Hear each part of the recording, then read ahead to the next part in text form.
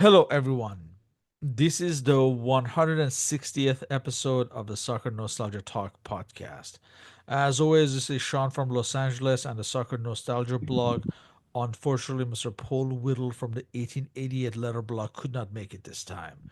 For this episode, I welcome back Mr. Jan Roskott of the Dutch soccer site.org as we discuss the matches of the Dutch national team for the 1987-88 season.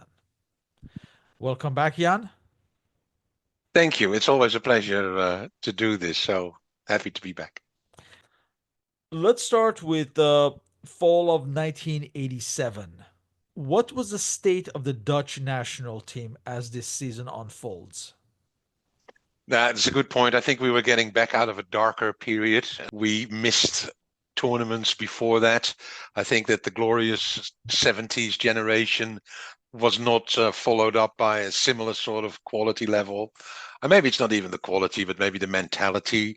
I think the 1970s squad, the Van Hanegems, Neeskens, Cruyff, they were real street players. They really wanted to win everything. And maybe we got a little bit complacent afterwards. So 1982 to 1987 was a bit of a dark period where we really weren't ourselves, you could say. But there was some really exciting talents coming through in those days, and they were getting into the national team, and we were starting to play a little bit more adventurous again. I think the year started with a game against Spain, a friendly against Spain away that we drew. So we were starting to get excited actually, and also the Ajax team in '87 was doing incredibly well under Johan Cruyff. And everybody knows, of course, a year later we would win the European Championships and PSV would win the Champions League, what we call the Champions League today. So we were on the up and up, and there was excitement in the Netherlands about this team and about football. And this was the first season where Ruud Gullit and Marco van Basten joined AC Milan. And that in itself signaled a shift where Dutch players were now in demand in the toppest league in the world. I think you're right. I think that it was a bit of a shock initially to see Van Basten go as well, because there was a lot of rumor and news about Gullit going. There was a big money move for him. And then apparently they made a double deal and said, well, we'll grab you and we'll get that Van Basten guy from Ajax as well. And I think they paid 3 million guilders, which probably equates to 1.2 million US to buy someone who's considered one of the best strikers ever. So yeah, it did open our eyes. I think before that we had a couple of utility players that went abroad. John Metgod playing at Real Madrid, for instance, that puzzled a lot of people in the Netherlands because John Metgod wasn't seen as an amazing, talented player or anything like that. But he ended up wearing the white in Madrid. So that started this trend, if you like, of young players moving across the border and having success in bigger competitions. I think And Van Basten actually didn't have a great first year at AC Milan. I think he came in injured and didn't really show himself. that would be part of the narrative as we go into the Euros. True. Yeah. Yeah. They had ended the previous season on a positive note by being in the running for the to qualify for the 1988 Euros. So things were looking positive for the Dutch at this point. And the season started with a friendly against the Belgian neighbors at Rotterdam at the Quip. Now, for this match, Ruud Gullit would be absent, so Marco van Basten would captain the Netherlands for this match. And let's remind everyone that Rinus Michels is still the manager of the Netherlands. For this match against Belgium, that contained some familiar names like Jean-Marie Pfaff, PSV Eindhoven's captain Eric Gerrits, Frankie Verkouteren, Jan Sulemans, among others.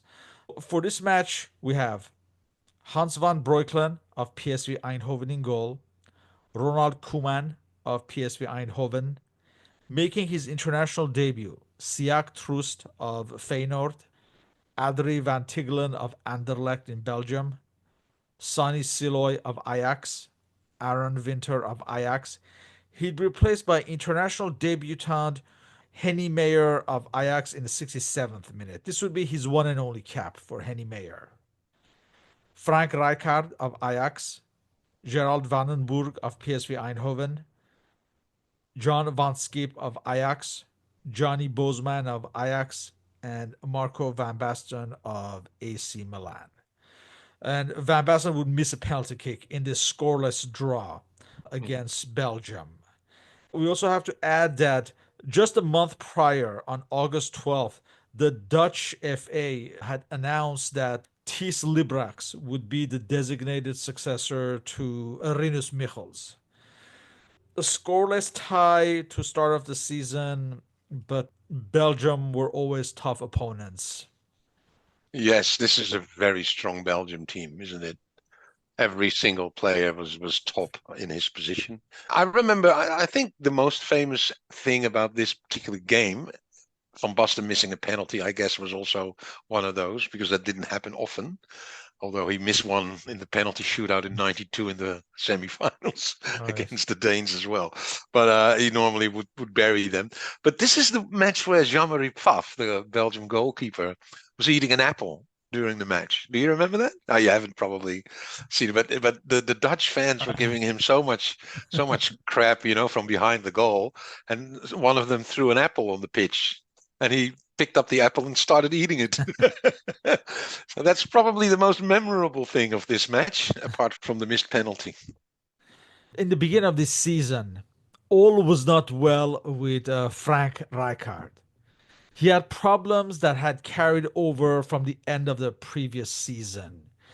It's always a little bit kept in the dark what exactly happened. But when Cruyff was at Ajax, he saw sensational potential in Rijkaard, Van Basten, Valenberg, and Van Schip, probably those four players. And they would become his proteges.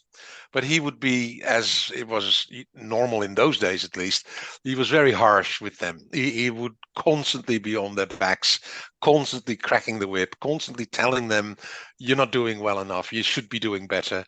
And those players took it in their stride. Mostly, Gerald Valenberg would have his first conflict with Johan Cruyff, and Johan Cruyff famously said in the media that Valenberg is never going to be a leader because of his high-pitched voice, which was horrible to do, really, if you think about it. And Rijkaard, he was in real life, he's very zen, he's very relaxed, he's like chilled out, as if he's always smoking a joint or something. On the pitch, he was obviously fantastic, but when they walked off the pitch and Cruyff would say, let's watch some football, he would typically say, oh, no, I don't want to. I just want to do something different.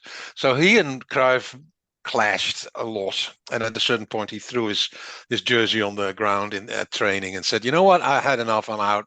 I don't want to work with you anymore. And that's typical Rijkaard as well. He would give up everything for his principles. He became a little bit in a messy in his life because PSV Eindhoven really wanted to sign him immediately. And I think he gave them verbally the agreement or he agreed verbally to go to them. And there have been Yeah, some. he's signed valid contracts with both Ajax and PSV. Yeah. Yeah, and then yeah, exactly right. And then he ended up going to Spain, if I'm not wrong. And I think he went to Portugal first. There was a really Yes. weird sort of structure Right, where he right. was Yeah. loaned out to Portugal, and then he went to Spain, and only for half a year, I think. He was amazing, by the way. The games that he played in Spain, you could see, well, there's nothing wrong with him. I mean, Cruyff has been overdoing it a little bit, and obviously his career got a big shot in the arm when he went to AC Milan as well later on. And Cruyff and Rijkaard made up fairly soon afterwards. They were big mates all through Johan's life, and Rijkaard also said some amazing, beautifully words at Cruyff's funeral ceremony and everything. So they were really good again. But this was where Rijkaard said, "This is where I draw the line. I'm not picking any more of your ridiculism and criticism and cynicism. I've had it." Cruyff himself would be leaving Ajax by mid-season. Yeah. Yeah, so Vaneburg left to PSV and he became a Europa Cup one winner the year later. I think Koeman went to PSV as well. And yeah, Ajax changed a little bit as a result. But it was good, I think, for the youngsters to become adults and professionals. And Koeman later worked with Cruyff for a long spell at Barcelona, of course. So a lot of mutual respect despite all the conflicts. But that's a little bit Cruyff and a little bit the Dutch way as well, I think. The Dutch like to debate and use conflict as motivation, I suppose. The first Euro qualifier of the season was on October 14th, 1987 at Zabrze in Poland. For this match, we have Hans van Breukelen, Ronald Koeman, Adrie van Tigelen, Ronald Spelbos of Ajax, Sonny Siloy, who by this time had joined Matra Racing Paris in France, making Mm. his international debut, Barry Van Arel of PSV Eindhoven, benefiting from PSV Eindhoven's superb start to the season. Arnold Muren, the Ajax veteran, Gerald Vandenberg, John Van Skip, captain of the team Ruud Gullit of AC Milan, Marco van Basten of AC Milan, and he'd be replaced by Aaron Winter in the 80th minute. Strangely, Ruud Gullit wore the number 8 jersey in this match instead of number Yeah, 10. And it was Arnold Muren who played as a number 10. Not sure what the reason was. In any case, Gullit was the star of this match, and he scored two almost identical goals in the 30th and the 38th minute. you're right. Yeah, Yeah. So in the 30th minute, Vandenberg crossed from the right and Hullet headed it in. And in the 38th minute, international debutant Van Aert crossed from the right side and Hullet struck it in. The Dutch earned a important away win. This is around the time where Ruud Gullit was just on fire in the Serie A. He had adapted very well at Arrigo Sacchi's AC Milan. However, in contrast, Van Basten would struggle and would be injured for most of a season. How were these contrasting situations between the two stars viewed at this point? I think that no one really expected Marco van Basten to be so successful in Italy. I think a lot of people in Holland felt that he wasn't an athlete in how he was built. He was lanky, he was tall, he was thin, he looked vulnerable. And the funny thing, well, it's not funny actually, but the injury that he took along to Milan, which kept him out for quite a long time, was an injury sustained by his own actions. It was in an Ajax game against Groningen. He lost possession, and I think Cruyff was having a go at him, as per usual, from the sidelines. So he wanted to get the ball back. And forwards who are trying to go and repossess the ball with tackles and everything, that usually goes wrong because they don't know how to do it. So he went in like a madman against Edwin Olderiekerink of Groningen, set a block and hurt himself in the process. And Olderiekerink just kept the ball and played out from where he was, and Van Basten was on the ground in pain, and that's the injury he took along to Milan. And I think a lot of people felt like, well, that Gullit is successful in Italy with his body and his how do you say that in English? Athleticism. Yeah, exactly. We weren't surprised, but there was a big question mark around Marco van Basten. Also because Van Basten had the reputation of being a little bit of a spoiled brat. He could be a bit obnoxious, whereas Gullit is always positive and smiling and fun and always in for a party. And later on, we would find out he was a little bit too enthusiastic about parties. And Van Basten could be a bit of a, yeah, spoiled brat at times when he was young. Well, this long-term injury to Marco van Basten allowed Johnny Bosman to be the focal point of the Dutch attack. In fact, up to the point where we go to the Euros, and of course, then everything changes. Just 2 weeks later, we come to the match against Cyprus that could have derailed the Dutch victory in the following June for the behavior from the fans. This match on October 28th at Rotterdam at the Quip, the Dutch were always expected to win this match. For this match, we have Hans van Breukelen, Ronald Koeman, Adrie van Tigelen, Ronald Spelbos. For Ronald Spelbos, this would be his final cap for the Dutch, his 21st and final cap. His first cap had been in 1980. Sani Siloy, Barry Van Aerle, Arnold Muren, Gerald Vandenberg, John Van Skip, Ruud Gullit, captain of the team. He'd be replaced by international debutant Hans Gilhos of PSV Eindhoven in the 74th minute. And Johnny Bosman, who would score 5 goals in this game Yep. that unfortunately would be erased from the record books. So First one he's in the first minute, I think, Sean? yes, yes. So he scored in the first minute, 38th minute, 53rd minute, 60th and 67th. Ruud Gullit scored in the 20th minute. Ronald Spelbos in the 42nd minute, Mm. and John Van Skip in the 47th minute. But the main talking point from this match was when the Cyprus goalkeeper Andros Charitou was hit by a flare from the stands in the third minute. At one point, the Cyprus players left the field, and the Dutch and UEFA officials had to convince them to come back and play this match. Eventually, they lodged a protest, and initially, Cyprus were awarded this match 3-0. But again, the Dutch appealed, and eventually, it was decided that the match would be replayed in an empty stadium. Can you describe this incident and the aftermath? And was there a genuine fear that the Dutch might miss out on the Euros as a disciplinary measure? Yes, and I think this was a time in Dutch football where hooliganism and that sort of thing were quite rife, and it was pretty horrible. This was a point in time, I think, where a lot of people said, "I'm not going to go to a live match anymore with my kids, and unless something is really done about this." It's almost unbelievable, but this is when the stadiums weren't safe. People could just go onto the pitch, and it was a really other era almost of football. And I remember it vividly. I wasn't in the stadium myself, but I remember watching this, and you were just looking at the screen in disbelief what was happening. And if 5-0 down, you try something to disrupt the game. I can sort of rationally understand that fans would do that. I wouldn't condone it, obviously. That would be terrible. But you're winning the game. Why would you do this? It's just still baffles me. And I think we really felt bad and guilty about this. And I think there were a lot of people also that said, yeah, let them lose the game. It's fine.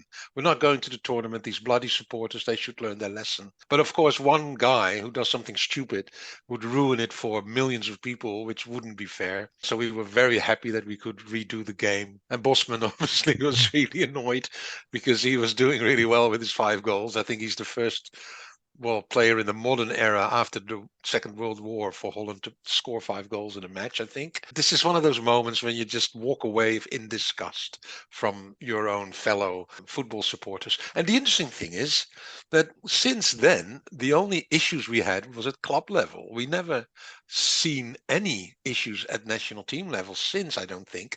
And if you go to a match today, the Dutch national team supporters, it's all party and fun and wigs and kids and circus and carnival and very friendly atmosphere, even between the fans of other nations and ours. So this was really odd. I hope it was just one idiot who did something very stupid. Good on Cyprus, to protest this, of course. And I think we got lucky that we could replay the game. The replay was on December 9th in an empty stadium at Amsterdam at the Meer. For this match, we have Hans van Breukelen, Ronald Koeman, Aaron Winter, Adrie van Tigelen, Sonny Siloy, Barry Van Aerle, Arnold Muren, Gerald Vandenberg, John Van Skip, Ruud Gullit, captain of the team, and John Bosman. 300 people in the stadium. 300. Yeah, just journalists, I imagine. Yeah. Yeah, yeah. And ball boys. Well, John Bosman scored again. He scored a hat trick this time instead of 5 goals. He scored in the 35th, 44th, and 66th minute. And Ronald Koeman scored the other on a penalty kick in the 63rd minute. And the Dutch qualified for the 1988 Euros. Their last match the following week against Greece was a dead rubber. Rinus Michels experimented for this match and gave first caps to a number of players. This match on December 16th at Rhodos in Greece, we have Hans van Breukelen, Ronald Koeman, he captained in Hullit's absence. Joop Lankar making his international debut. This was his one and only cap. He was a player for Den Haag. Yep. Adrie van Tigelen, Siak Troost. He'd be replaced by international debutant John de Wolf of Groningen in the 65th minute, future Feyenoord star. Barry Van Aarle, he'd be replaced by Hans Gilhus in the 65th minute. Making his international debut, Hendrik Krusen of Den Bosch, Gerald Vandenberg, Aaron Winter, Johnny Bozeman, and John Van Skip. So in this match, Ronald Koeman opened the scoring with a long range shot in the 19th minute, and Dutch substitute Hans Gilhaus scored two goals in the 75th and 81st minute, and the Dutch ended their qualification campaign with 6 wins and 2 ties to qualify impressively for the 1988 Euros. How was this qualification the first of any kind since the 1980 Euros celebrated and regarded in the Netherlands? Yeah, very positive, of course. We were very happy that we could go into a tournament again. And I think there was quite some excitement about the team, about the youngsters, players like Aaron Winter and John van Schip and Hans Schilhaus as well. There were quite a number of young players coming through. And we really had amazing strikers because we had Marco, of course, Gullit. We also had Wim Kieft, who wasn't really in the picture now, but he would be. And then we had Gilhaus. We had John Bosman, who would score for fun. We had quite a number of really good strikers as compared to now, where we're sort of struggling to find really good strikers. And that's There, what you get in football, I there were guess. so But also, many there were so many good strikers that even Piet Den Boer couldn't even play for the Netherlands. oh, that's right. He was in Belgium, eh? Yeah, With Mechelen. Mechelen. Yeah, Yeah. exactly right. No, you're right. And I think also with Joop Lankaar and John de Wolf, they weren't top players, but they were very, very good defenders in their own right. Very tough as nails. And you could use that if you had all these technical players up front. You could use some killers at the back. So we had a very good team. And I'm not saying that we could see the title already at the Euros in front of us, but we knew that we had enough good players to compete for it at least. It was in West Germany, of course. So for the Dutch, that's just like a 3 hour car ride, and you would be able to watch the games live, which is different to a World Cup in Argentina, for instance, with all the weird time zone things that are going on. Most importantly, at the end of that year, Ruud Gullit was elected as the France football's Ballon d'Or, as he was a star in the Serie A, the toughest league in the world. Dutch football seemed to be clearly back, and this was the first award since Johan Cruyff had won it in 1974. I imagine there must have been much fanfare for such an award. Yeah, I think that he could do anything. He could walk on water, that guy. He was loved by many. Of course, he had all the PSV and the Feyenoord fans really, adoring him because of the contributions he had. He had a bit of an interesting relationship with Ajax because all his friends, he's from Amsterdam, Ruud Gullit, and Frank Rijkaard was his best friend for a long time. They lived or grew up together in the same area, and they went to try out for Ajax, and Rijkaard was accepted and Ruud Gullit wasn't. So that probably motivated him in his whole career to show Ajax that they were wrong, and for him to win the Ballon d'Or was phenomenal, of course. And as a character, as a personality, it fitted him as well. He had that movie star sort of quality. Wim Kieft, for instance, won the top scorers European Golden Boot. I don't remember which year exactly. 82, It yeah. was 82 in his Yeah. first year at Ajax. And he told later on in interviews that when he was in Paris to pick up the award, he was so nervous. He couldn't speak to people. He didn't speak English or any other language. So I think there's photos of him standing on the podium next to players like Zico or whoever. And he was like a deer in the headlight, and he was shy. So he didn't have the ability to turn his success into something more. And Gullit, of course, he would, if he wanted to be in a Hollywood movie, he would probably get a role because of his fame. People would wear those wigs, the Gullit wigs, like his hair, and he reveled in it, and we loved it. We all loved watching AC Milan play as well, because Arrigo Sacchi always said that he was highly motivated, inspired by Johan Cruyff and Ajax and the Dutch national team from the past. So AC Milan became a little bit Dutch in that sense. And I think we still have that a little bit with Dutch players there. As we come to this midpoint of a season with Dutch football back in vogue, We mentioned earlier PSV Eindhoven are in just an irresistible form. They win their first 17 matches. Ronald Koeman had perhaps his best season ever, and he scored so many goals from a libero position. Around this time, we mentioned earlier, Cruyff leaves Ajax. Frank Rijkaard. This is what happened about his transfer situation from Ajax.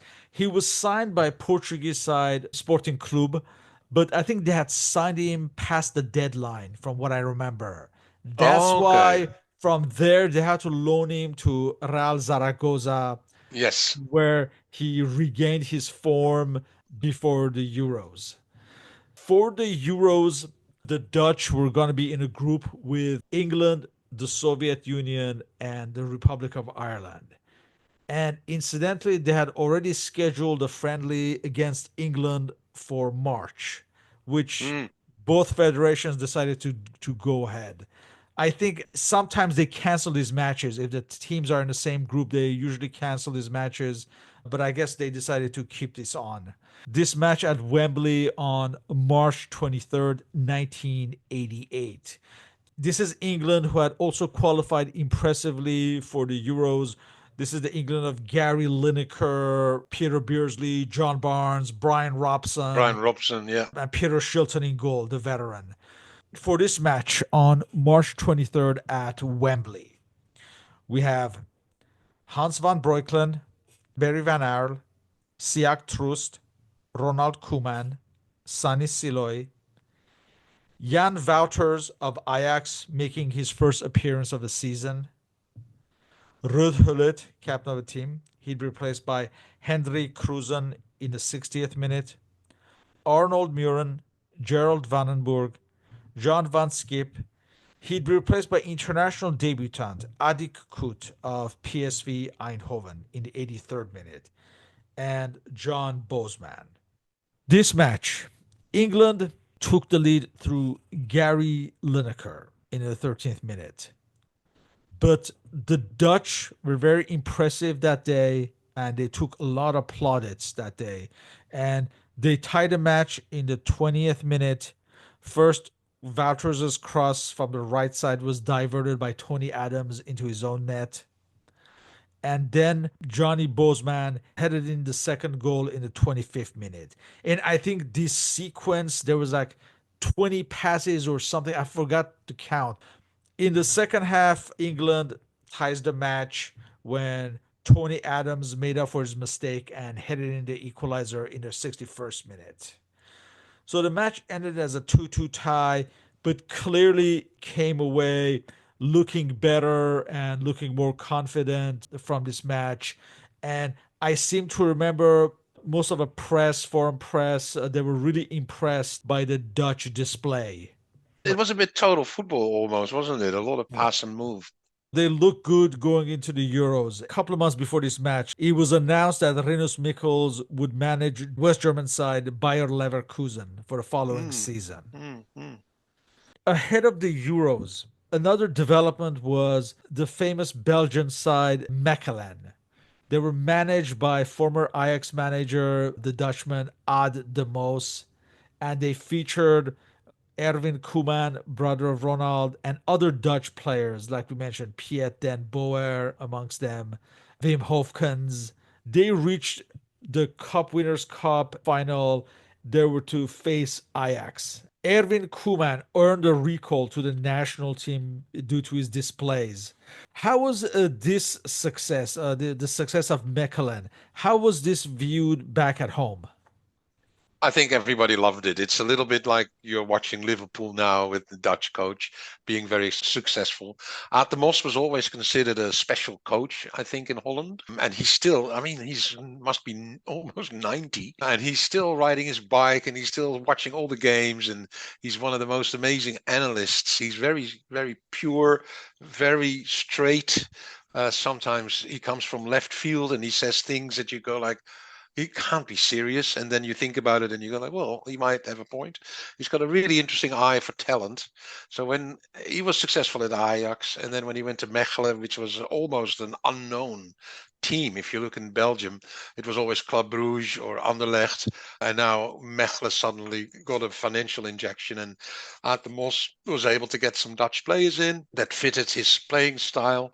And I think we were all proud of another coach doing really well in another country and getting success with Dutch players. So it was really good. Funnily enough, the Belgium competition was always seen in Holland as inferior to the Dutch one, which I'm not sure whether that's rightfully the case, but that's how some Dutch people looked at it.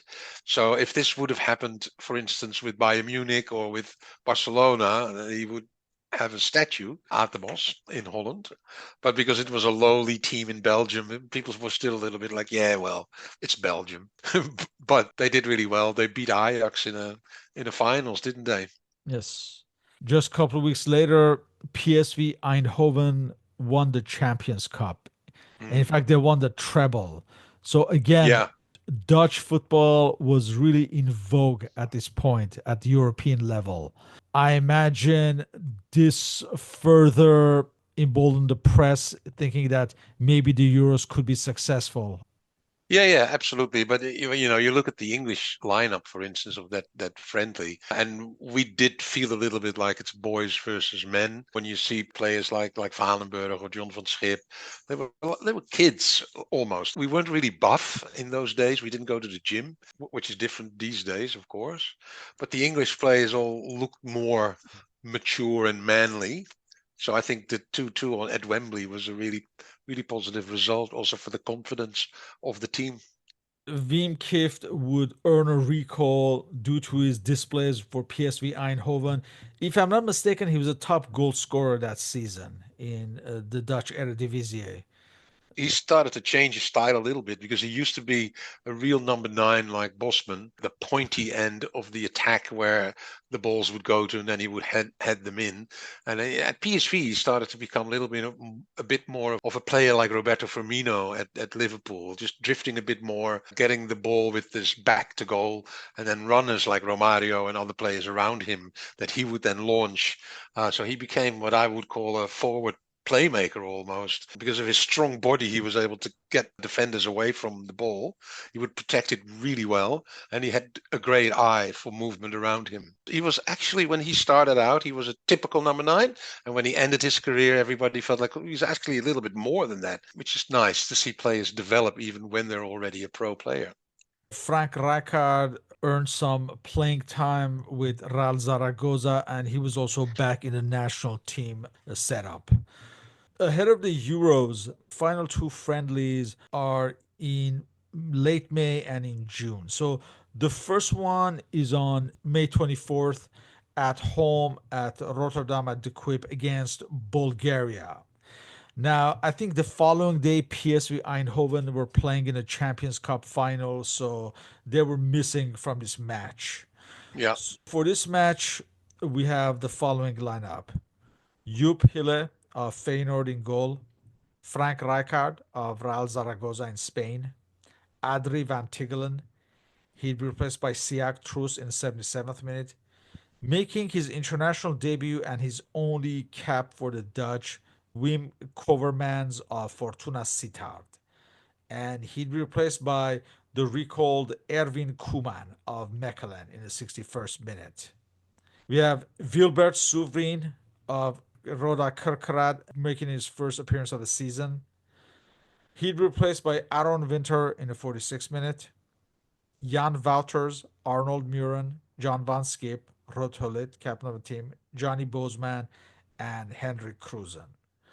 So this was Rijkaard's first appearance since the very first match of the season against Belgium.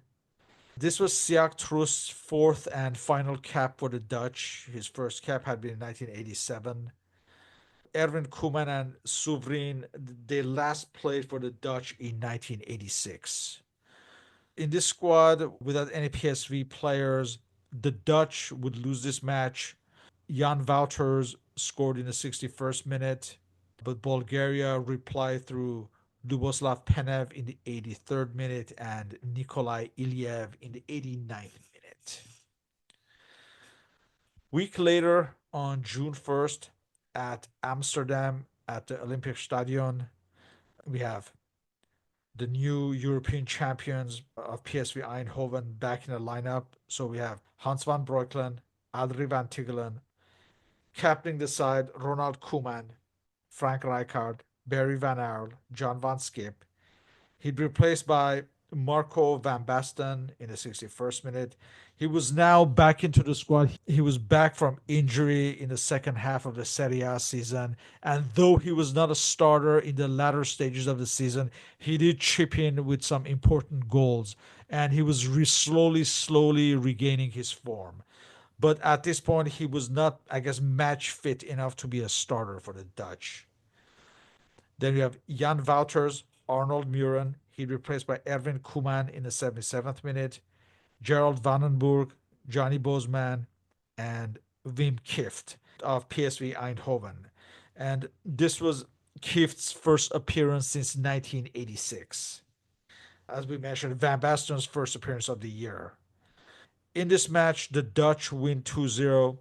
Johnny Bosman scores in the third minute, and the returning Kift scores in the 53rd minute. Romanian legend George Hagi takes a penalty kick and it hits the post. And another Mm, talking point in this match. mm, yep. The Dutch are in fine form as they enter the Euros. Wasn't Go this a ahead. game where Vandenberg played left winger? Am I right? Was it Van Schip? Because I remember that first goal Bosman scored was set up by Vandenberg from the left. Because I rewatched the highlights of the Yeah. game. Wim Kieft scores a really cool goal. I'm not sure if you remember. Yeah, it's a But yeah, Kuman across from the right side, and that was headed down by Bosman for Kiev to strike. he slid in and he could hardly touch the ball, so then it just lobbed over the goalie. It's Yeah. just one of those.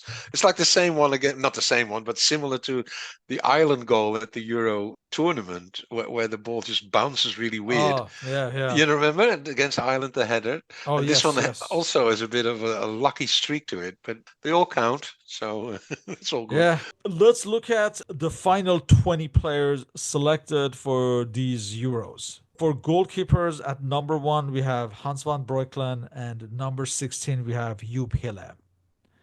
For defenders, at number two, we have Adrie van Tigelen. At number three, we have Siak Troost. Number four, Ronald Koeman. Number six, Barry Van Aerle. Number 15, Wim Kovermans. Number 17, Frank Rijkaard. And number 18, Wilbert Souvrin. Midfielders. Number 5, Aaron Winter. Number 7, Gerald Vandenburg. Number 8, Arnold Muren. Number 13, Erwin Koeman. Number 19, Hendrik Kruzen. And number 20, Jan Wouters. For strikers, number 9, Johnny Bosman. Number 10, Ruud Gullit. Number 11, John Van Skip. Number 12, Marco Van Basten. And number 14, Wim Kieft. And if you notice, number 9 is Johnny Bosman and not Marco Van Basten because, like we said earlier, Marco Van Basten at this point, he was not regarded as an automatic starter because of his injury situation and his late return to form, etc. So going into the Euros, Johnny Bosman is the starting striker for the Dutch. Marco van Basten almost didn't go.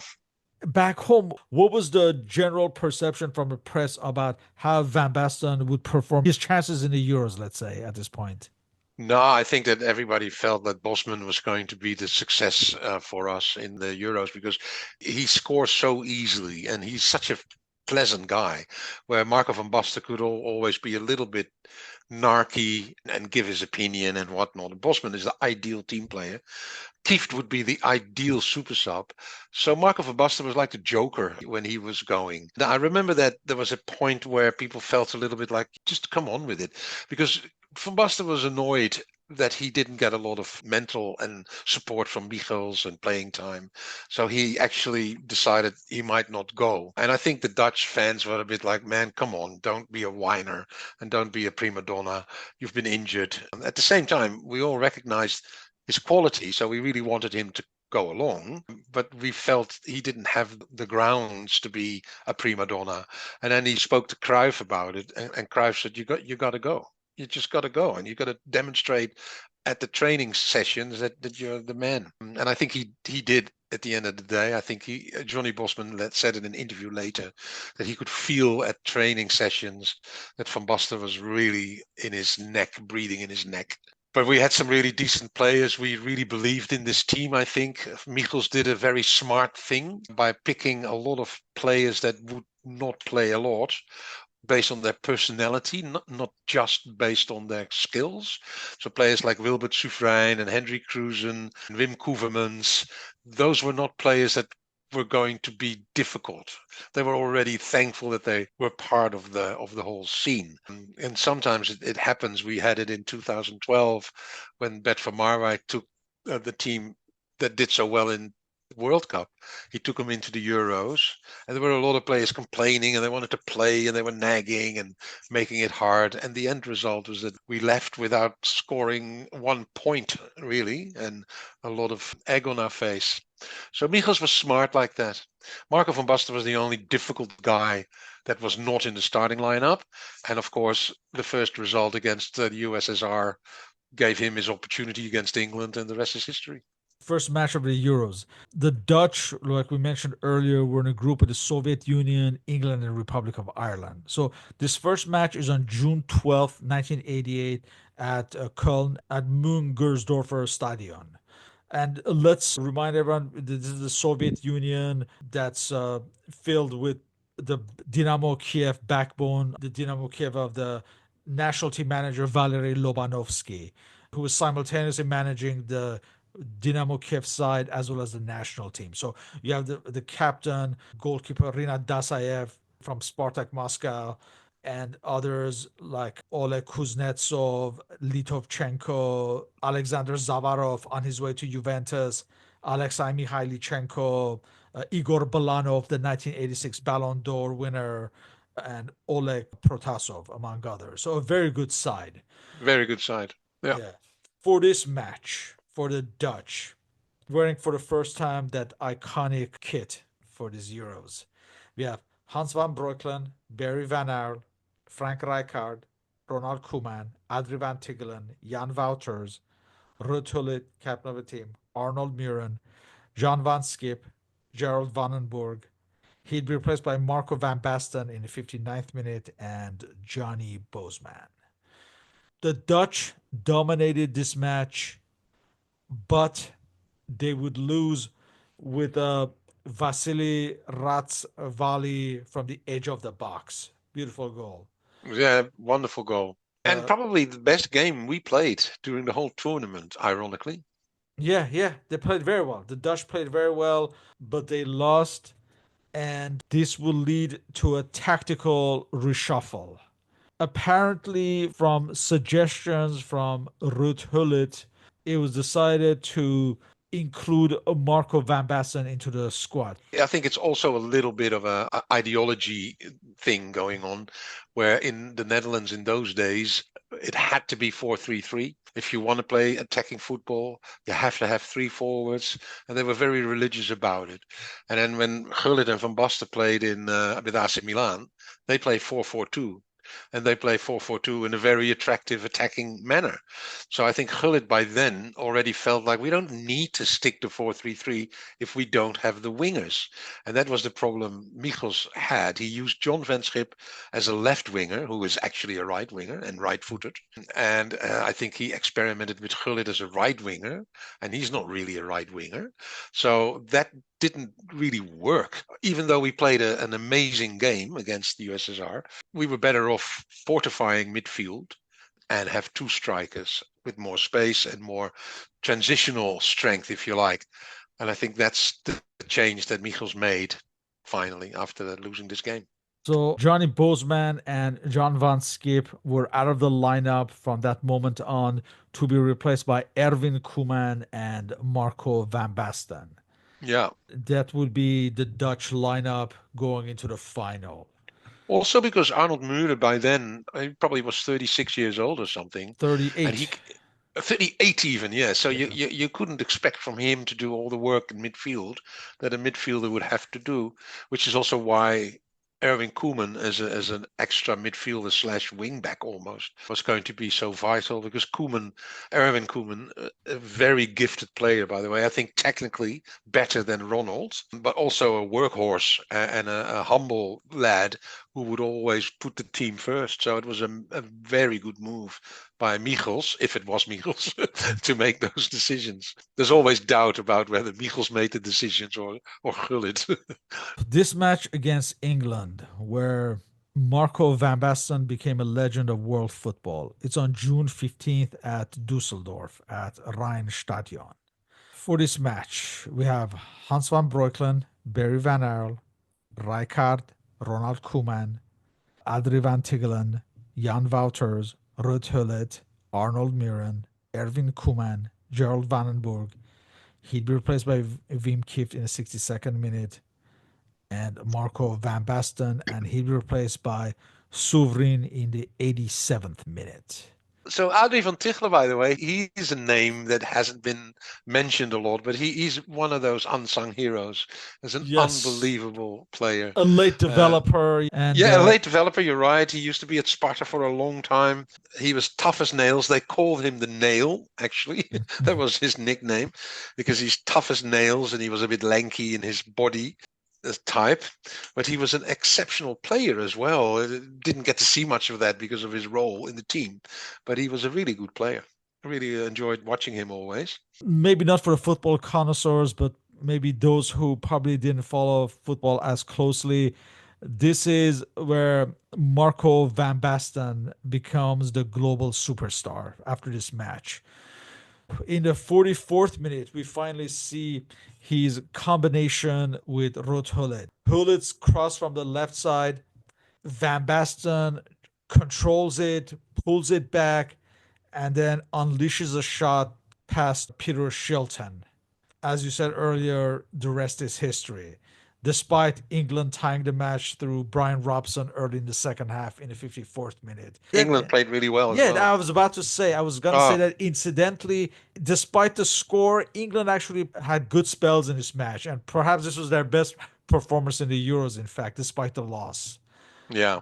But they could not resist, and the Dutch scored two quick goals in the 72nd and 76th minute. So in the 72nd minute, from the outside of the box, you have Jan Wouters volleying a shot across, and Van Basten stops the ball and shoots past Shilton.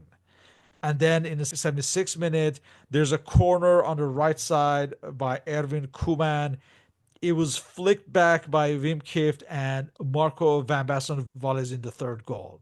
Scores a hat trick. The Dutch are back in. I have the Going, feeling that one of the Van Basten goals, I can't remember which one of the two, but one of them was offside, I think. I think the second one, the one with Jan Yeah, Wouters, yeah. Because the one he yeah. takes a shot and the one he stops it, yeah. Yeah, Yeah, yeah, yeah. exactly. And if there was a VAR back in those days, I think it wouldn't have counted. And I also believe that England came so close. Was it twice? Twice on the post I think, so, yeah, for yeah. England. That they played a really good game. And I remember after the game thinking, "Wow, we really got away with one. We were really lucky." Going into the last match on June 18th against the surprising Republic of Ireland side, the Dutch had to win to advance, while the Irish, all they needed was a tie. This match on June 18 at Gelsenkirchen, we have the following lineup: Hans van Breukelen, Van Aerle, Rijkaard, Ronald Koeman, Van Tigelen, Wouters, Gullit, Muren. He'd be replaced by Johnny Bozeman in the 77th minute. Erwin Koeman. He'd be replaced by Kift in the 50th minute.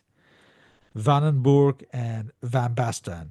As you see from the substitutions, the Dutch desperately needed a goal. That's why Bozeman and Kift were sent on in as a desperate measure. Four The, strikers we yeah, had. because the Dutch were pressuring the entire match, but they just could not break through the tough Irish defense until the 82nd minute.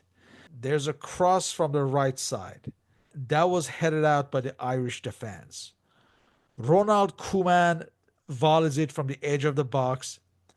The ball bounces and Wim Kieft hits a header, but the header is like a strange header where, again, it bounces on the ground and it kind of confuses the Irish goalkeeper Paddy Bonner, and it goes into the net. Almost And a bit like a yeah, snooker ball, wasn't it? Like when you play snooker and you give the ball that effect that it just jumps to the left suddenly or something. I think when Ronald Koeman hit it, he already gave it some spin, and then the header of Kieft gave it counter spin, I think, and then it bounced on the ground and it just bounced into the goal. Crazy goal. strange goal, but it allowed the Dutch to qualify for the semifinals. It's one of the most famous goals in the history of Dutch football. You've got Van Basten's goal in the finals, of course. We're going to talk about that later, I'm sure. And there's a couple of those, like Rensenbrink hitting the post in the Oh, finals in yes, yeah. 1978. There's a couple of those famous situations, we should call it, because not all of them were goals. But Kieft is still making a living as an analyst on TV, and he has been doing this ever since he stopped playing football. And almost every time when the Dutch go into a tournament or when the Dutch play an important game, there's always someone who starts about this goal with him, and he's sick and tired of constantly having to talk about that goal, as if that's the only thing he's done in his career. And he's a funny guy, he's a little bit of a sourpuss. He's always a little bit, he's always like, sighing and puffing and, oh no, not that again. Oh, I get so tired of this. He's always a bit playing that act. But he's probably serious when it's about this goal, because he's like, I've done more things in my career, I've scored goals for PSV, for Ajax, for wherever I played in my life, in Torino and in Bordeaux and you name it. But no, it's only talking about this goal. So everybody's making fun of it now. Whenever he gets into a TV program, there's always someone who says, didn't you once score a goal for the Dutch with your head? And then he's like, stop doing this to me. That's funny. I just wanted to share that. By Oh, the way, we got away with this one. I think Paul McGrath was close to scoring, and I think it could have been called as a handball. Was it Vandenberg on the line that blocked the ball going into the goal, but maybe with his hand? Do you remember this? no, I don't have no memory of that sequence now. Yeah. Yeah, I think No, the no. Irish were really irate and felt like they were, stolen something from them or whatever. Yeah, I remember that. There Got were through. so many what the English call sliding doors moments for the Dutch Yes, in this that's a good point. tournament. Yeah. Yeah, Now we come to the semi-final I was there. against, oh, you were? Yeah, Against the West German neighbors. yeah. This is a replay of the 1974 World Cup final. For this match, played at Hamburg at Volkspark Stadion. Let's remind ourselves some of the bigger names in the German squad. We have the captain Lothar Matthäus, Rudi Völler, Pierre Litbarski, Jürgen Klinsmann, Andy Brehme, Jürgen Olaf Köhler. Tone. Yeah, Yeah. Olaf Thon. Yeah, yeah. Many players who would be World Cup champions 2 years later. What wasn't this the year also that Bremer and Mateus played at Inter? They joined Inter at the end of the season. Yes. Ah, right. Yeah. Yeah. So they're at Bayern Munich at this point. But yeah, that Yeah, so that the just the signed for Inter. Yeah. yeah, so the rivalry between those guys and our guys at AC Milan would get Yes. to be continued the next season. For this match, we have Hans van Breukelen, Barry Van Aerle, Frank Rijkaard, Ronald Koeman, Van Tigelen, Wouters, Ruud Gullit, Muren. He'd be replaced by Kieft in the 59th minute. Erwin Koeman. He'd be replaced by Sovereign in the 90th minute. Marco van Basten and Gerald Vandenborg. My wife was working at the Rotterdam newspaper or national newspaper, and one of the sports editors had 2 tickets for the game and he couldn't go. So he said to my wife, it's tonight. I don't know if you want to go. And she said, yeah, we want to go. So she called me up. I was in Amsterdam working. And she said, I've got tickets for tonight. You got to come home right now. Otherwise, we won't make it. So I just took the day, drove to Rotterdam, where we lived, picked up the wife, drove to Hamburg, came there probably just 5 minutes before the game, and ended up in a part of the stand with only West Germany fans. So we were enjoying the game there. And of course, it was wonderful. And you're going to ask me about this, I'm sure. So I'll give the answer already. Yes, the 74 rivalry was really on the forefront when people, went into this game thinking we need to take revenge. But there was also still a lot of World War II pain and trauma that was playing a role in the background of people who lived through the war and felt like we need to bloody beat them on the football pitch. So it was tense, and there was some aggression probably on the pitch in particular, not amongst the supporters, luckily, but all that stuff played a part. Incidentally, it was almost a reversal of the 1974 match. True. This time it's the Germans that score first through penalty kick through Lothar Matthäus. Rijkaard is penalized for fouling Klinsmann in the box. Physical game, wasn't it? Yeah. Van Broeklen almost actually saves it, but it was such a hard shot. He touched his fingertips to it, but he couldn't save Matthäus' shot.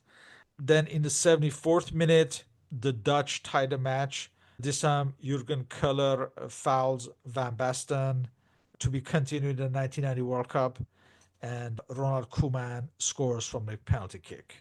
I don't think it was a penalty, and I'm pretty sure if you look back at the footage, I don't Marco think it van was a Basten. penalty in 1990 either, but Well, no, well, true, yeah. But Marco van Basten even didn't think it was a penalty. He got up after the tackle and tried to play on. You can see him looking at the ref, really surprised. But why are you whistling? And the ref's like, "Oh, it's a penalty." And Marco was like, "Oh, okay, I'll take it." But yeah, we got lucky there. we come to the 89th minute and yet another classic Marco van Basten goal. So in Yes. the middle, Jan Wouters sends a pass through on the right side, and it did not seem like a dangerous pass, but Marco van Basten somehow slid and scored past Ike Immel, scored the winner for the Dutch. As they say, I think Van Basten promoted that pass to a brilliant pass. It was more like Van Basten made the pass great instead of the pass itself being great. There's an incident after the win that we don't really need to get into where Ronald Koeman is somewhat disrespectful after swapping Olaf Tan's kit. Wasn't the only one. I know that Hans van Breukelen also misbehaved. And I know that before the final whistle, the ball got outside of the pitch and John van Schip hit the ball under his shirt. So he won some time with that as well. It was a crazy ending of the game. In the end, it seemed like this win was even more emotional than the actual final Oh, because yeah. of the history from World War II. Yeah, I So think if you would ask Dutch supporters, do you prefer to beat West Germany and lose the final or lose against West Germany but win the final, which obviously couldn't happen. But people would say, yeah, forget about the final. We want to beat Germany. That's basically all we want. So there was a real eruption of joy. We didn't experience it in the Netherlands because obviously we were in the stadium, but we were lucky enough on our way out to bump into another colleague of my wife from the sports editor staff. And he said, "We're going to the player hotel. We're going to have a party with the players. Come along." So we went with him and we ended up celebrating the match with the players and the staff and the family and the people that were with the Dutch national team until I looked at my watch and thought, it's bloody 2 a.m. I haven't eaten anything. I've been drinking beer. I have to drive 5 hours back to the Netherlands to go to work tomorrow. What am I doing? So we ended up driving back 2 a.m., ended up back in Rotterdam 7 a.m. Very unhealthy and very dangerous to do this. I wouldn't do it again. Took a shower and went to work. oh my But it god. was it was incredible. I think the nation was really happy with this win. It sort of felt like revenge on 74, which is a bit silly, I guess, but still, that's how it all works. And then we all knew in the Netherlands, we all felt like, okay, now we're going to win it. There's no debate. We're going to beat USSR now. We know them. We've played against them. We know what to do. This is our tournament. We packed our bag and we went to Munich to watch the game live there. For the Soviets, Oleg Kuznetsov was suspended for this match for yellow card accumulation. That also did not help the Soviets. But like you said, the Dutch were just in a confident mood and they looked like likely winners, given the flow of the tournament and how they had improved match by match in this Although tournament. they didn't play a bad match, the USSR against us, the final. It was a difficult game. It was Yeah. tight. I mean, they could have scored early and they got the penalty, of course. Right, So, right. Igor yeah. Balanov, yeah. This match on June 25th, incidentally, the 10th year anniversary of the 1978 World Cup final against Mm. Argentina at Munich at Olympiastadion, the site of the 1974 World Cup final. For this match, we have the standard lineup: Van Breukelen, Van Aerle, Rijkaard, Ronald Koeman, Van Tigelen, Vandenberg, Wouters, Arnold Muren, making his final appearance for the Dutch, his 23rd and final appearance. His first cap had been in 1978. Erwin Koeman, Ruud Gullit, and Marco van Basten. We come to the 33rd minute. After a corner kick, Van Tigelen crosses from the right side that was headed across by Marco van Basten and in turn powerfully headed by Ruud Gullit. His first And goal in the tournament. yes, the Dutch were ahead. Later in the second half, like you mentioned, Hans van Breukelen does save Igor Balanov's penalty kick. We come to that memorable moment in the 54th minute, one of the most talked about, most referenced goals in the history of football, where Arnold Muren crossed from the left side to the right far post, and Marco van Basten was able, from a narrow angle, to lob it over Rinat Dasaev. Fifth Incredible goal, goal. yeah. It's always referenced at this point, this goal. I think it will be referenced, it will always be associated with Marco van Basten's brilliance, this particular goal in a Yeah. final. In a final. Yeah, Yeah. exactly. There's some really amazing anecdotes about that, actually, because I remember that in an interview after the game, someone asked Marco van Basten, so what did you think when the cross was coming in? And he said, I thought it was a really bad cross. And he said, I was so tired already that I decided if I'm going to take the ball on and try and outplay the defender, I probably won't have the energy to do that. So he said, I just thought I'd close my eyes and just hit it. They would have fun with Arnold Muir for years on end, telling him what a terrible cross it was. I was sitting behind the goal actually with my wife when that ball went in. And I vividly remember, and I think people might think that I'm making this up, but I remember when the cross came in and Marco was getting ready for the shot, I sort of stood up and had my hands up already because I felt like he's going to score this. And he did. Now, I'm not saying that I have sort of special skills or whatever, but I remember that moment really well. We drove to Munich to watch the finals, but we didn't get tickets this time around from the newspaper. So we went with the idea we'll probably buy them there somewhere. But when we got onto the squares in Munich, where lots of people, lots of Dutch fans and whatever, people said to us, forget about it. You got to pay more than 1,000 guilders or Deutschmarks for a ticket. People are just scalping them and making a lot of money out of them. So it's just crazy. And I think I had in my head a budget and I wasn't going to pay that kind of money. So my wife and I said, you know what, we'll just find a nice bar somewhere with a big screen and we'll just watch it there. We'll have a beer and we'll just watch the game. So we went into a little area like a suburbia where there wasn't much traffic, there wasn't much people. We were just walking about and there were two guys in front of us, two Germans. And I heard them say to each other, well, what do you want to do? Do you want to go still or shall we just not go? And the other guy said, yeah, I don't have to go. So I thought, oh, hang on. So I said, guys, are you talking about the finals? And they said, yeah, we've got tickets, but Germany's not in it. So we're not really interested. And I said, well, can we buy your tickets? And he said, yeah, sure. And he gave us tickets and he didn't even want to profit. He just asked the original price and we gave it to him. And off we went into the stadium, which was a very cool experience, I should say.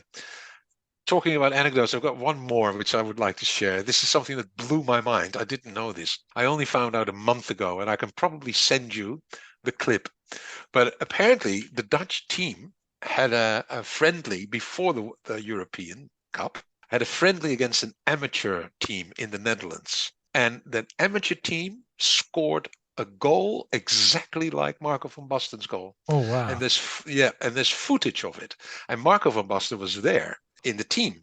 So there's a similar sort of wild cross, high, far in, and this amateur player walks onto it and just rams it in the corner, just like Van Basten, really.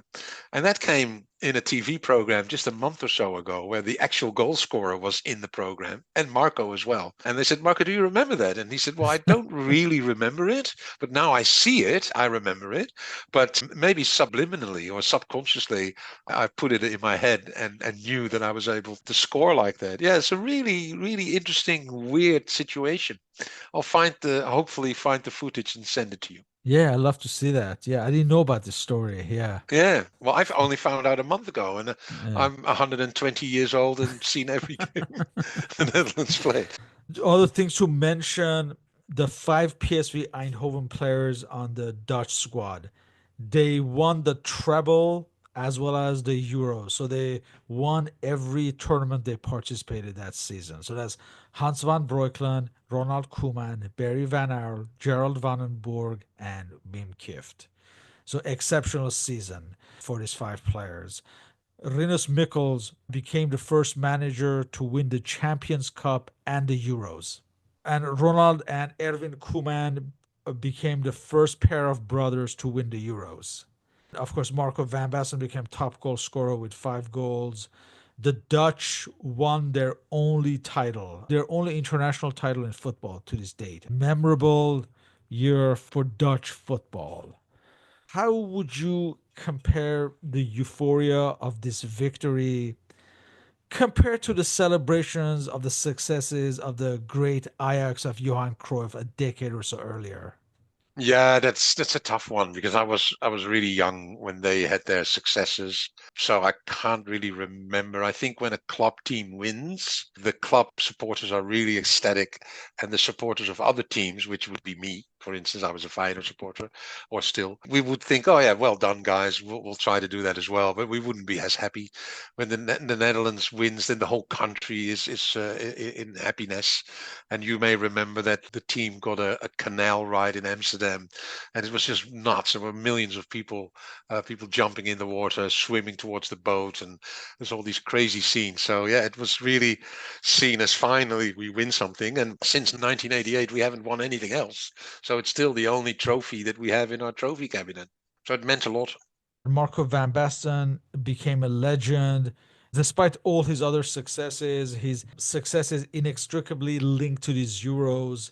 And at the end of that year, Marco van Basten won the Ballon d'Or with Ruud Gullit second and Frank Rijkaard in third. So all Dutch trio, all three AC Milan trio in a memorable year for the Dutch. And incidentally, Ronald Koeman finished fifth that year.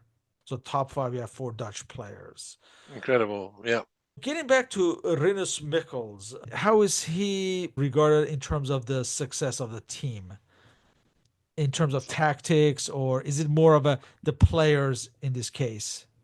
I think so, but I think Rinus Michels suffered a little bit in the Netherlands of being not highly regarded because in the time when Ajax played total football, a lot of people realized that it was more Cruyff who brought that into the team than Michels. Michels wasn't seen as a great tactician, actually. He cracked the whip and he was a disciplinarian, but he wasn't a tactical wizard at all. I think Ernst Happel was seen as a very tactical coach at Feyenoord, and he actually started with the total football that Ajax then copied. And it was Van Hanegem and Cruyff together who instilled it into the Dutch team. I think Michels did a good job when he was older in '88 to create a good atmosphere and to give Ruud Gullit in particular and Koeman and Muren.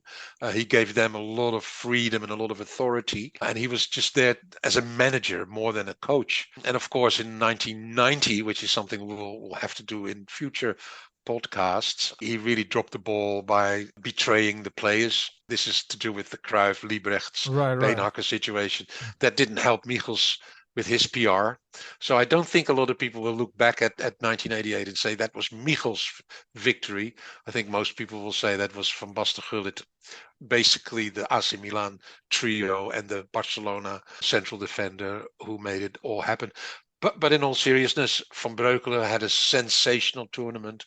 Valenberg played a really important part. He's a very technical player, but he sacrificed himself as a workhorse for the team, as did Erwin Koeman. So I think overall there was a lot of hunger in that team, a lot of desire.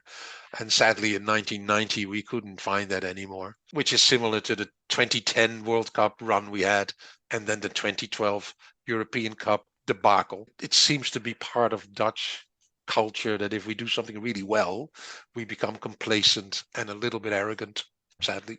We have to discuss those memorable kits used only in these 5 matches and never again. What were your thoughts upon seeing those kits for the first time? I remember when, when they came out, we all hated it. We all thought, what the hell is this? With the funny, I don't know what to think of it, but I always enjoyed personally, I liked is it the 2008 kit where they do a sort of a vintage kit, or was it 2006? That was really Right. nice. I don't think I personally didn't like the 88 kit, but because of the win, it became epic. And Of everybody course, it's become a now, classic, yeah. yes, everybody now loves it. And when you see the jersey, and there's still programs on YouTube as well where people are Yeah, I going mean, through it's all those become one of old the most jerseys. iconic football Yeah. kits, even though, like you said, most fans probably didn't like it. Not at the time. And it's the Yeah. same with the jersey number 12, which is normally not the most popular jersey number, I don't think. But Mm. Van Basten made it an important one on that kit. So if I was ever going to buy one of those jerseys, it would be with 12 on it, I suppose. It became, yeah, a classic. As an outsider at the time, as a teenager, as I'm witnessing all this, I was like 15 years old. It felt like we were witnessing the birth of something new, along with Saki's AC Milan with the Dutchman, soon to be joined by Frank Rijkaard. Did the Dutch have the same outlook that there's a revolution taking place in football? Yeah, I think so. Yeah, I truly think so. I think that we believed again that with technical players and the Johan Cruyff style of football, if you like, which was very much part of this squad, we could really move mountains. I think PSV was putting down a marker as well with their 88 success. I think we had players and coach. I think it was Beenhakker was coaching Real Madrid Real in those Madrid, yeah. days. Yeah, we felt like we were going to go far with everything that we did. But 1990, of course, was a tremendous wake-up call for us, realizing that not everything goes automatically, if you like. You really need to do the right thing and work and create a team. And we forgot about that, I guess. It's Dutch, that wouldn't happen to the Germans, I don't think. You have the Euros. You have PSV winning the Champions Cup. You have Mechelen with the Dutch players winning the Cup Winners' Cup. You Yeah. have Ruud Gullit winning the Ballon d'Or this year. You have Gullit and Van Basten winning the Serie A with AC Milan that year. So, was this in a way the greatest season of Dutch football in so many levels? I think so. I think the early 70s were amazing as well because Feyenoord did amazing in 70 and then of course Ajax 3 seasons in a row and then we had the 74 World Cup. Feyenoord won the UEFA Cup in 74. PSV won a 78, cup in yeah. 78. Yeah. So I think those years were also seen as the golden years of Dutch football, a bit like Hungary in the 50s for instance. And 88 is definitely seen as a big year for us as well. But what's so disappointing is that we couldn't give it a follow through. And it probably has to do also with the economics of football, where PSV would lose players and, the big players from Ajax would eventually leave. And same thing happened in the 90s again. And that's the role of Dutch football, I guess. We're still an academy, if you like, for the bigger competitions and the bigger clubs. In closing, after more than 30 years, Yeah, how do the Dutch look back at this victory today? proud, a bit annoyed that it's the only victory, but we can dream every game that we played. Every 2 years when there is a big tournament and we prepare for that, the TV programs will obviously zoom in on this tournament. most of the players are still alive and able to speak eloquently about it, which is different to the 74 team where most of them have now passed. So that sort of drifts away a little bit. Not a lot of people remember 74 that well because it's what, 50 years ago, 60 years ago. So this is still in everybody's memory, I think. And like I said, people like Wim Kieft and Van Schip and Van Basten, they're still regularly on TV giving their opinion about all sorts of things. Did you know that Rijkaard, Gullit and Van Basten were at San Siro maybe 2 weeks ago? Oh yes, yes, Where, for the 125th anniversary of AC Milan, right? Yeah, yeah, yeah. yeah. So then the old stories come up again. And yeah, it's always good to keep that fresh and to bring those memories back. But we would like to see some new tournaments that we can really cherish, and because we won a trophy in the current day, which we've been very close in doing that. Like last Euros, we ended up losing in the last minute in the semi-finals against England. So we're getting close and closer, closer. And I think today's team is also a lot of talent and a lot of potential in there. So fingers crossed. Because it's like you said, actually, you said it earlier with the England game. It's really on a knife's edge. If that Van Basten goal was ruled offside, and if Keefe didn't touch that ball against Ireland, we probably wouldn't have won anything. The margins are very tight. With that, I'd like to thank you for your participation in this series. Of course, happy. And all our respective contact information is listed on the blog and podcast uploads. So, Jan, thank you very much. I thoroughly enjoy these discussions that we've been having for like 4 5 years now. It seems like, yeah, on Dutch football history, and may Nice. we continue these Yeah, discussions. why not? We're here. As long as we're Great. here, we can do this. Thanks, Sean. It was fantastic again. Thank you. Thank you. Thanks for having me. Bye bye. Bye bye.